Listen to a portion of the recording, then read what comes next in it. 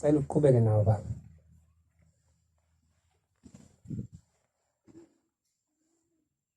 Ngibona kumi imbiza yotshwala emzini yenu. Uthi uShembe ubona imbiza zotshwala zimile emzini yamaNazaretha. Azimi? Ziyama. Hayi asiphenduke ke namhlanje sibuyele kuyena ke uShilo uzwi lezulu sibuyele kuye. Asibuyele kuye qhubeka nawo baba. Nezangoma zisina emzini yamaNazaretha. Nidla nilobolisa izingane zenu nabantu abangakholwa. Nazo izinto ezisibophayo zonke lezi ayibalayo. Qhubeka. Ngibona abantu beza ngamandla lapha ekukholweni. Njengoba sigcwele nje namhlanje. Bayafika bazi. Abayokuvuma ukukhokhela. Bafika sebaza abantu. Umshumayeli methi hey uma insizwa usumithisile ungangena ethempelini athi hawu ngeke baba. Angithi osibani bangena nami ngiyangena. Kanti umthetho ukuthi mawusuphula umthetho wakona uzufika kumithiseni mawusuzazi ukuthi usuqonyiwe zisuspende wena. Ngoba icala elingangibopha ukungena ngiqonyiwe senginentombi la kuthiwa ngisuke ngizongcolisa abangcwele. Angiyazi ke insipho yokubageza. Sithi incwadi bayofika sebazi. Hayi, into la ekhaya uShembe waye wakhe kanje u14. Hayi ngeke thina sifuna ukuthi kube kanje. Engathi nabantu abathungayo bebenganomhlangano. Bangafiki sebazi. Namhlanje khona umNazaretha obhalwe igama lomuntu. Omunye ubhala unyazi lezulu. Uthuthukisa into kaShembe. Akodwa uyanga ukubuza kuyena ukuthi baba kulungile nisubhala umNazaretha. Ithi incwadi isihlabelelo 234 mayiguqulwe yami intando ifane neyakho baba. Kodwa thina siguqula intando kaShembe sifuna ifane neyethu. Ngiwaphi? Qhubeka baba. Abakulithanda izwi elisibuthile. Sithi unyazi siyalithanda 100%. Omunye ngicela ngivulela uJohn 4:19 kulabo abancane 4:19 verse. Qhubeka nawo. Bayofika nokwazi kwabo. Bahlakaniphe. Banolimi. Uyezwa? Bayalaleleka labantu akukhulunywa ngabo. Bayalaleleka. Bathi noma bekuholela la bekuholela khona. Kodwa usungaliboni iphutha nawe ngoba banolimi. Banolimu nezibonakaliso. Bayaphupha. Akona phela amaphupho akhuluma into ecacile kodwa akhona amaphupho obonayo. Ngelinye ilanga le entabazo. Ithenye insizwa sikhuluma nabanye sebevula ithempeli labo. Sithi thina imake ndoda wena ulandela lo baba kanjani ngoba nali ithempeli bequ freeway ngithi mina leli thempeli liyingozi nje ake sithi kuphenduka umuntu onezingane la bazowela kanjani freeway bayingane nala nikhonzela khona iseplazini lebhunu nina imvume cha sinayo yini niletha la uthi hayi kwafika ubaba mkhulu wathi ubaba mkhulu asisosontela la hayi bonishiya ithempeli yini nixake lapha hayi wafika ubaba mkhulu wena ulandela lo ngoba unesibonakaliso uthi nami hayi ngizwa ngayo uzondo lo uthi hayi akuyosonto lapha wena utheni uShembe kuwena cha ngithi mina uShembe uthi wonke amanathi abe munye lo yabo lo baba mkhulu lo ufike kuwena akuyena uShembe ngifuna ukukutshela mina namhlanje akuyena uShembe lo hlukanisa amaZaretha uthambani nina niyosonto ngale kwa freeway nishiya ithempeli la akuyena uShembe bengiyena kwathi bekuyini ngathi mina hayi baba bengiyena uShembe phela uthi usathana uyafika aboleke ingubo abole ngisho umzimba wakhe bengiyena uShembe lo wathi yabona ke mina ngizofike ngikhumuleke le ngubo ngishiye langa ngoba uyangiphikisa yimi ufike kumina uShembe ngathi lalela baba yabo nje ukuthi uzoyikhumula usuyikhumulile kwathi kuphela lo mhlangano wabuye wazoxolisa wathi hayi ngempela ngicela into ethelelo ngiyazibona ngonile mangithi ngizokhumula ingubo qhubeka mina nani niyothatheka nalo wawathatheka wamlandela ngiyibona seyibona oyena ezayikhipha yena esontweni nawo umlandela Uma umuntu ethi asiyokwenza u23 kwelinye ithempeli, angisathandi ukuba la ehlahlendlela. Zibuza umbuzo owodwa. Okhokho bakho bazi ukuthi wena usabatha la. Nengilosi yakho yazi ukuthi wena usabatha la. Ngamhlazana usuhamba ulandela lo muntu, niyapi? Kubhalwani kuwena ukuthi ukephi? Lo 23 ukhona yini egameni lakho? Ngoba mhlawumbe uyowenza lapho nje awuzange ufone usho futhi angikho, ngizobe ngisethempelini elithile. Qhubeka. Nani niyathatheka nilahle indlela kaBaba asishiye kuyo. Siyabugaya utshwala namhlanje ushembe kodwa omkhulu bethu nokhokho bethu wabakhipha kubona. Ngoba kufika amadoda athi hey, uma wenza okwakini wena, kashembe uyosonto, lokho kwenza okwakini. Umbuzo uwodwa. Ukhethwe okhokho bakho abenza umhlangano emazulwini.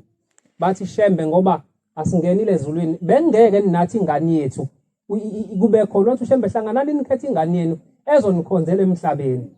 Labantu abakhuluma noshembe abanye babo balahle ngoba banephunga lokutshwala. Uma usufika wena uthi la sigaya utshwala ngoba senzo kwakithi, umuntu ophuza utshwala uyangena nesolweni. Qhubeka nawo baba. Ngiyanicela nibafundisa bezwayo. Lana mina ngizofundisa bezwayo njengoba ngizokhuluma indaba yankala nje. Abangezwa bazoqhubeka nento yabo. Angiphoqi umuntu. Nibayeka abangafuni ukuthi.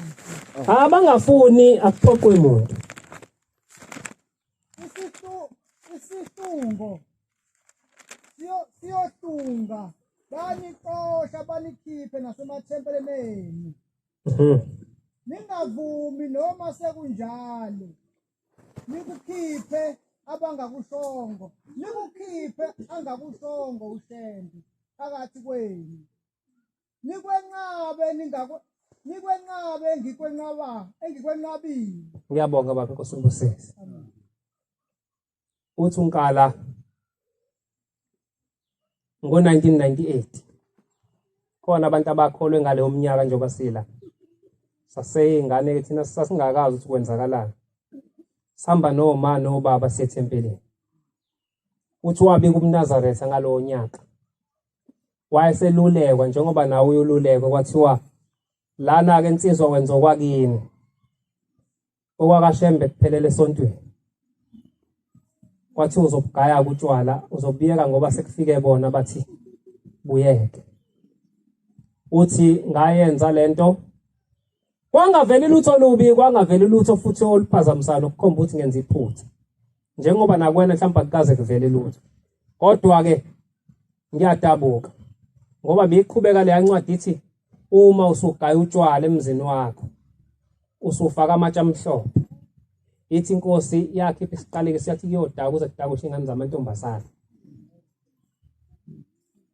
Siphinde thina siye kuNkulunkulu sithi baba ingane zethu ziyaphuza sicela uyeke sabe siyasibuka ngoba wakhipha ukufa sathatha umjovo sayijova sathi baba lokhu ukukhivelana kumnandi sayijova jike siyokhala thina.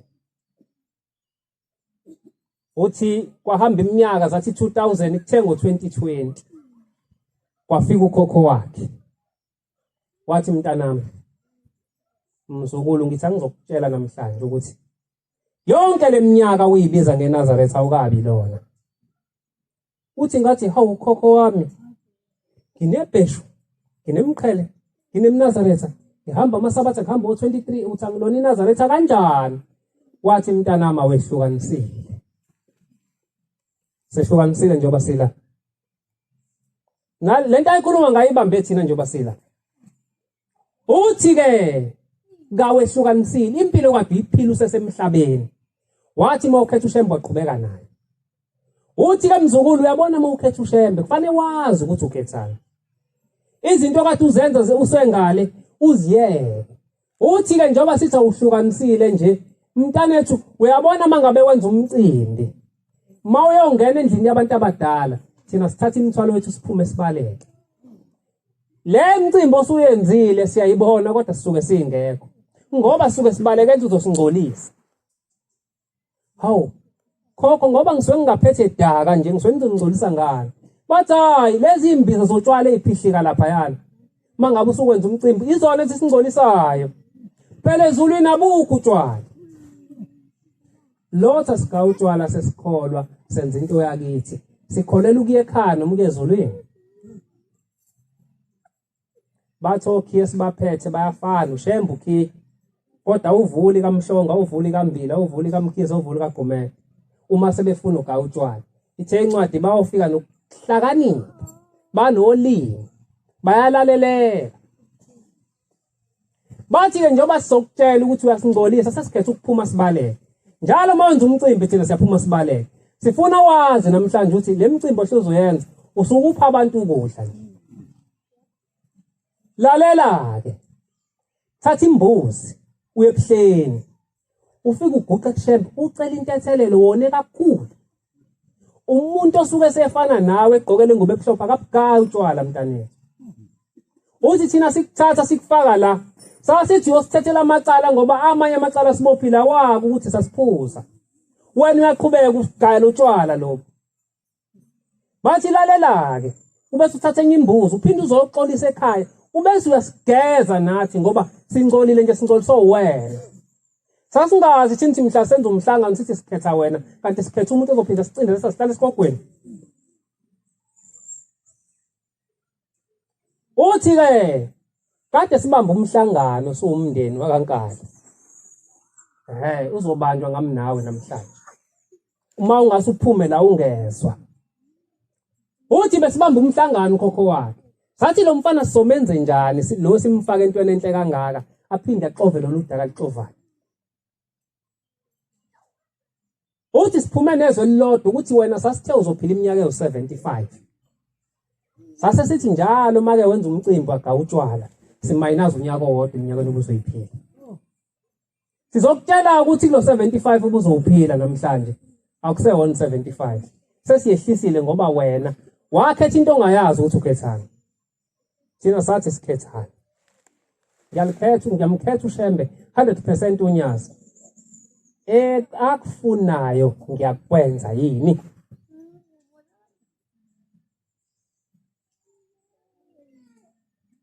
John 14. Ngitho 14:20. Simenyiwe thina sonke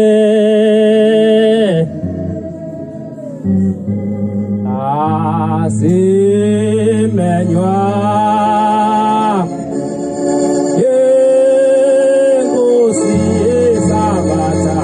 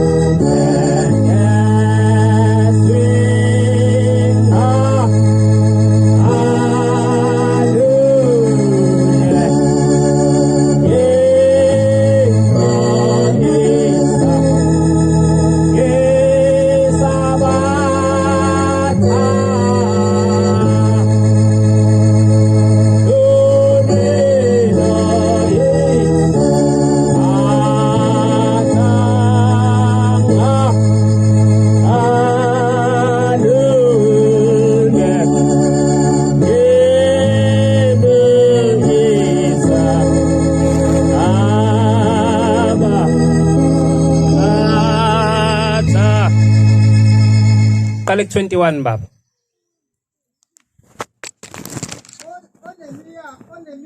Onemiyalo yami. Uthi ushembeke onemiyalo yakhe. Onemiyalo ayigcine. Ebese yayigcina. Uyena ongithandayo. Ngiyabonga baba. Uyena ongaphakama athi 100% unyazi. Lo gcina imiyalo yakhe.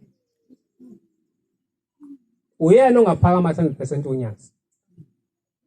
Kodwa ke uma unayo kodwa ungayigcini nje noma ungathi 5%. Abantu sebethi ke namhlanje hayi asinikele ngoba ukukholwa kuyasehlula. Hawu kahleni bo. Wazi ngani lo mnikelo unikelayo umukelekile.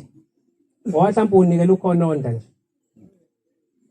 Uyazi nomnikelo uDimba wake wabona ubaba omkhulu enikelisa kodwa kunegovle nje licapho nemnikelo.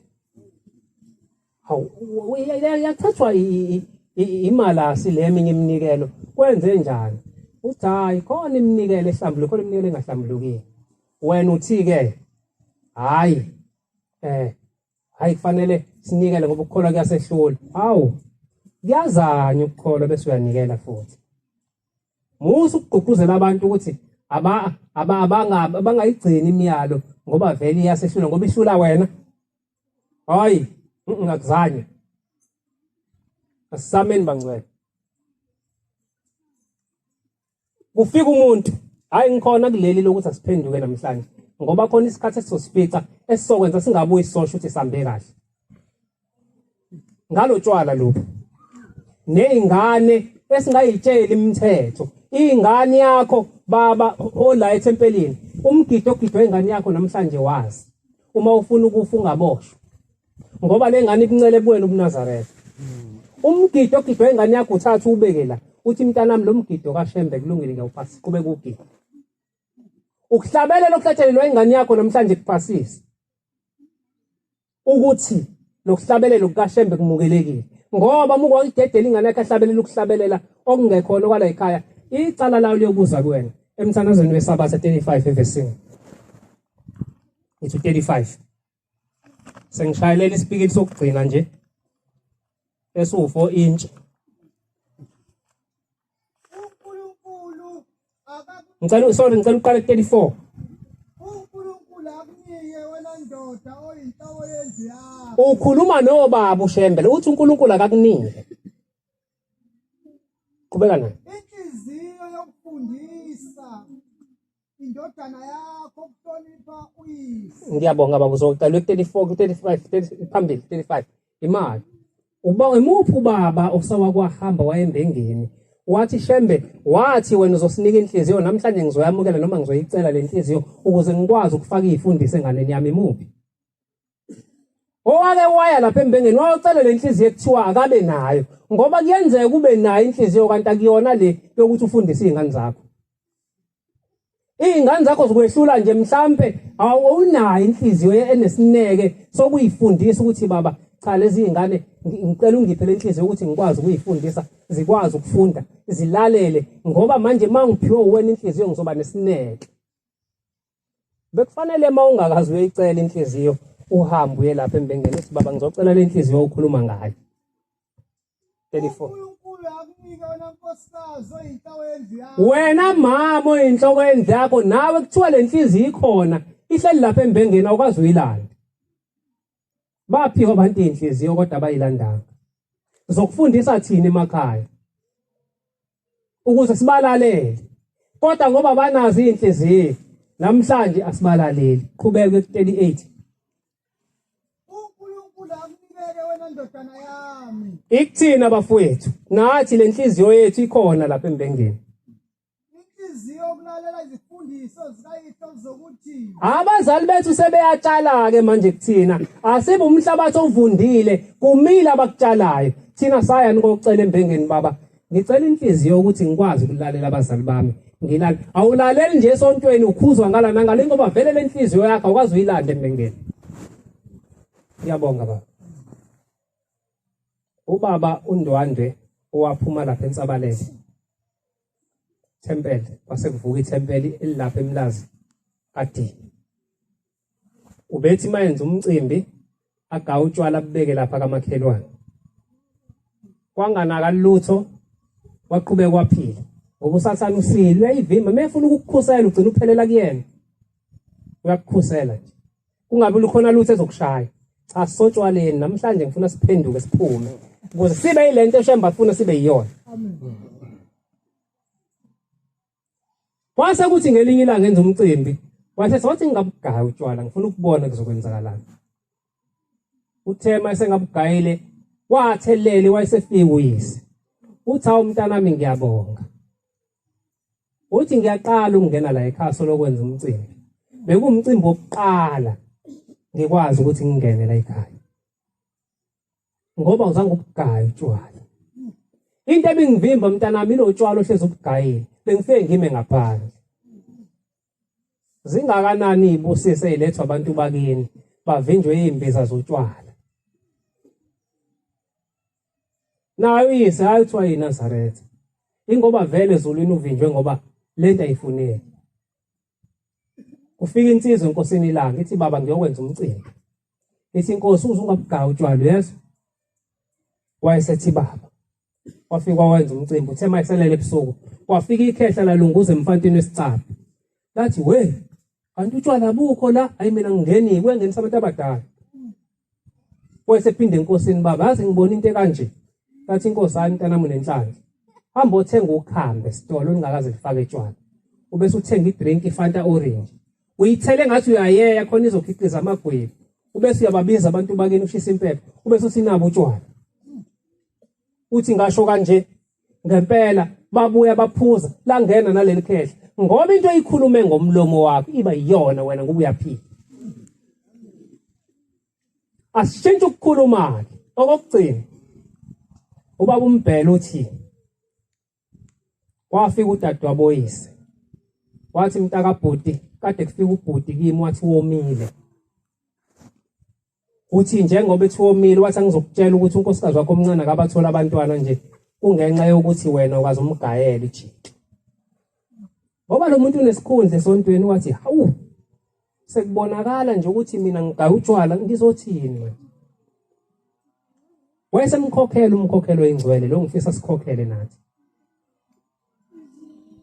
Wayesethi umkhokhela hayi ungabugaya utshwala wena. Wayesethatha ojeka ababili. Wathumela ikhulu 8 esitolo. Wagoqoza ikhulu 8 wabeka emsamo wathatha impepho. Waqamba ikhulu 8 wathi utshwala. Wathi baba ngizwile kuthiwa womile nabo utshwala sengigayile. Kwadlula izinsuku ezintathu wafika udadewabo oyise. Wathi hawu mntaka bhuti usefikile ubhuti. Wathi uyabonga utshwala bomgayele bona. Ubugaye nini? Wathi hayi mina ngafele ngenza ikhulu 8. Wathi hayi waphuza. Uthe uphuzile njengoba bethi utshwala nje uphuzile. Wathi uzobathola abantwana nobathola abantwana. Ayibonga Nkosi. Into esiphambana nayo thina abangcwele ukuzwa ulimi labantu abalethini lomhlaba. Funda incwadi kaJakobe ke ngihlale phansi 1:20-21. Iyona ke yokugcina yokuvala lenkonzo uNkulunkulu sethandime. Jakobe 1 ngithi 21. Ufuna letha abaluzwayo izwi ababe ngabalenzayo.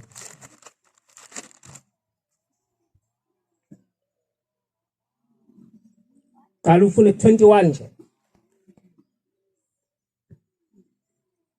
Sisandinda wasimisa nayi awusabashiya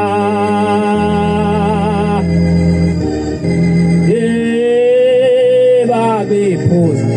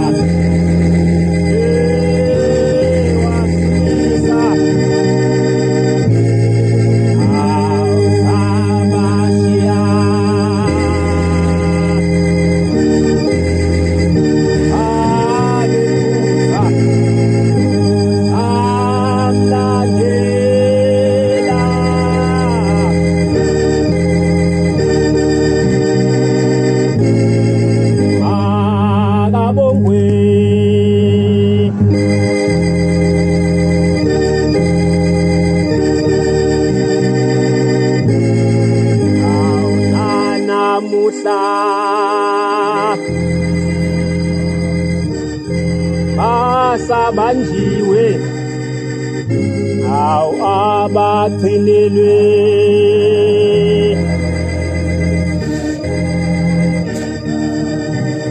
awu bakhululekile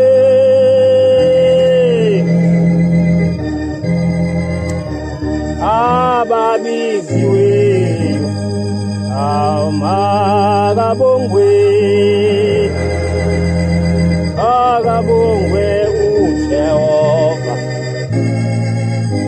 uyifunde baba. Jakobe. Jawa 121 qala lapho nje. Ngakho ilahleni insila Asilahli insila yonke nobubi bonke nobubi okuvamileyo. nilamukele ngenhliziyo Hawu ngiyacela bangcwele lokho uNkulunkulu akukhulumile namhlanje asikumukele ngenhliziyo ethobekile ngoba la siyakhona kuyoba ukhiyo kusivulela. izwi elitshaliweyo Namhlanje bekutshalwa ngiyacela kumile. elinamandla okusindisa imiphefumulo yenu Alizili kuzosindisa inyama lezi kodwa belizosindisa imiphefumulo. kepha anibe abenzayo izwi Ithi incwadi asibe abantu abezwayo bese bayenza. ningabi ngabezwayo ngendlebe nje Asingabe abantu abazwayo nje ngendlebe kuphela nizikhohlile bese siyazikhohlisa nje. ngokuba uma umuntu elizwa izwi ngendlebe nje Uma uzozwa nje bese uthi hayi lo mfana ubeyikhulumela nje mina ekhaya ngakwenze ziyeza izinsuku zokuhamba emhlabeni bese lifike liyama lezo engenzi ngalo bese ungabusalilalela. uyafuna umuntu ozibukayo Uyafana nomuntu oyibuka esibukweni. uyafana nomuntu ozibuka esibukweni ubuso bakhe Yebo baba. uyazibuka suka khohlwe masinyane Uthi maye sephumile endlini sekhohliwe ukuthi ube njani. ukuba ungumuntu onjani Ngiyabonga baba Nkosi ngibosile. Ubona odadewethu uma ungabheka izikhwama zabo zigcwele izibuko nje kodwa endlini uyibukile lo muntu. Ingoba uzothi mase la useyikhohliwe ukuthi ube njani. Injalo ke lento kufanele ulizwe izwi likaNkuluNkulu ubese uyenza. Ikhambi ke njengoba sekufanele singabugayi lo tshwala lobo obuyosibopha. Thatha imbuzi uyocela uShembe uthi Shembe ngicela uyekise bonke abantu bakithi ababedla izidakamizwa. Izidakamizweni ubala notshwala umuntu ongcwele. Ukuze uphelele ebungcweleni. Uma usubayekisile kanjalo ubese uthatha idrink ngamhla wenza umcimbi uyibeke emsamo. Uma uthanda uthenga ukhamba ke lolu uyifake ngoba phela siyakholelwa ekutheni fanele kube khona ukhamba. Ubese uyiqambe le drink esokhambeni uthi utshwala. Bayofike baphuza abantu bakini ngoba into batshele yona bayithatha njengoba injalo. Ngiyabonga bangcwele. Ngicela inkosi ibusenekusweni.